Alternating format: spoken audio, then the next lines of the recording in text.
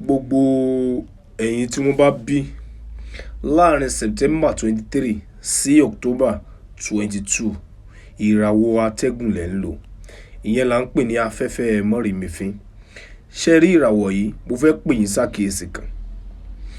Àkọ́kọ́ náà, nínú ìṣẹ̀dá ìràwọ̀ yìí, wọ́n wà healthy gan, sound health. Ó wà fún wọn. Wọ́n máa ń ní okun púpọ̀. Àmọ́ nínú ẹni tí ò kì í bìkítà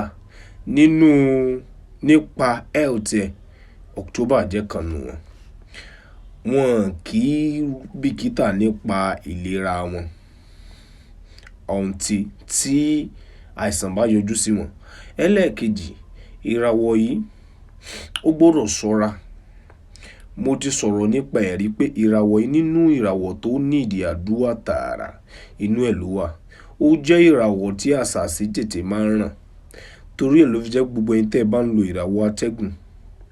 Nínú ìràwọ̀ yìí kọ ìwọ̀sí, wọ́n dẹ̀ kọ àrífín.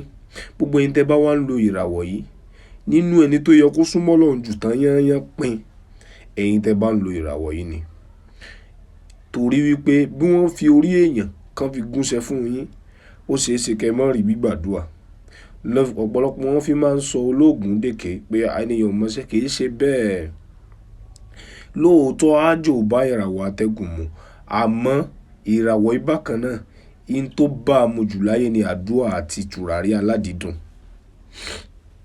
Ṣé wá rí àwọn ìwọ̀pọ̀ àrọ̀ mọ́ ìràwọ̀ yìí tí màá sáré kà fún wa? Gbẹ̀yìn tẹ́ bá check YouTube channel mi, Dr. Òkìkí Ànábì Kúnfàyàkún TV, ẹ máa lè testify sí àwọn nǹkan tí mo fẹ́ kà yìí. Nínú ìràwọ̀ yìí àwọn àwọ̀ tó bá a mu dáadáa, white, blue,